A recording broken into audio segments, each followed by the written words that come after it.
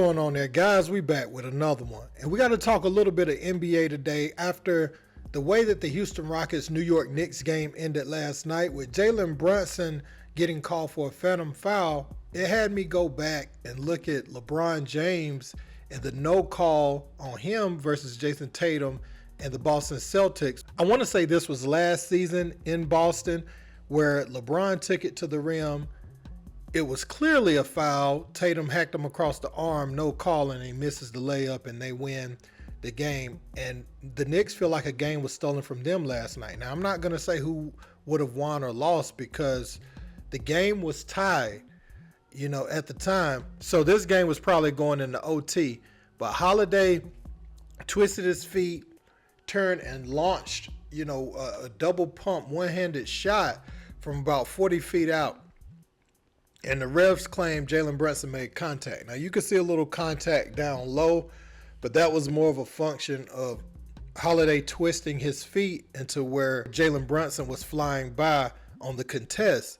So looking back at this, and then we go back and look at LeBron's situation, there's been a conversation about NBA officials, and particularly this guy, Jacyn Goble, determining games and taking them into his own hands at the end. Now, obviously, there's been conversation that's been rigged for a long time. A lot of us see it. It's obvious at times. Sometimes, maybe not so much, but it's been obvious a few times when certain officials want to make it about them. We definitely see that a lot. Ed Malloy, the crew chief, came out and said that shouldn't have been called on Jalen Brunson and it was incidental contact. But he said, in real time, it looks like a shooting foul. So let's take a look at both of these incidents. They thought he was fouled. Excuse me. And it's now overtime. Terrible. Wow. Clear foul. Let's see. Holiday gets it. 1 second left. And it's left his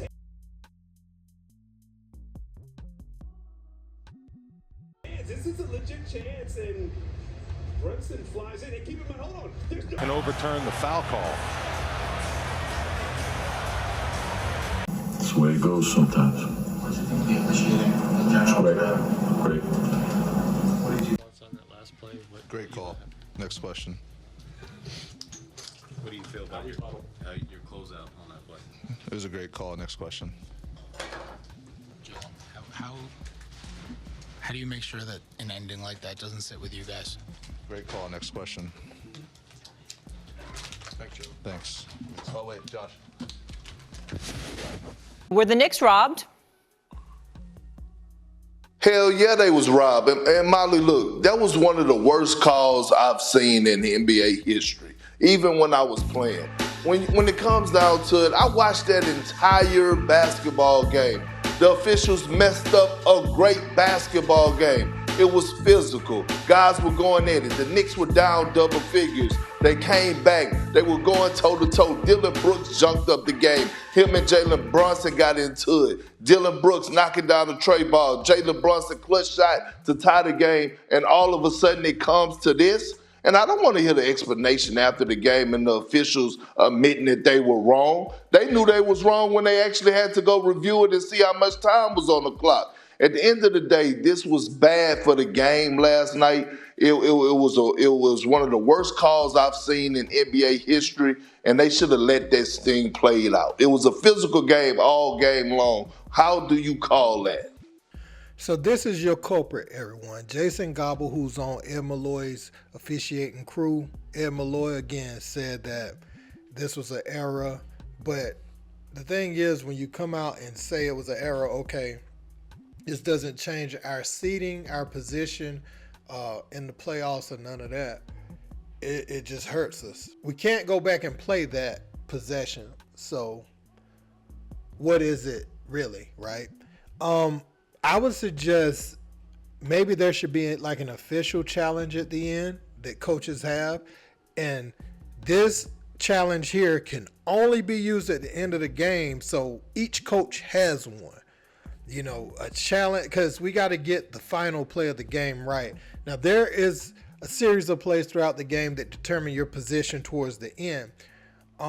I could combat that and have a different ideology and say that sometimes the officiating has been so atrocious that the fact that we're in a position to either tie or win the game is amazing, so can you at least get this call right down the stretch for us? Like that could be the mindset of instituting like an official challenge at the end, that's independent from the in-game challenges. Because I'm gonna tell you, man, when you start to see plays like this, and you see these officiating crews in the playoffs, they become under scrutiny. I mean, you have an official in the NBA by the name of Scott Foster, who has clear issues with Chris Paul, and he clearly officiates Chris Paul in a biased way to put his teams in positions to lose. And I think the NBA must address this, because this thing is going to get nastier and nastier. And, we already seen after Tim Donaghy, right,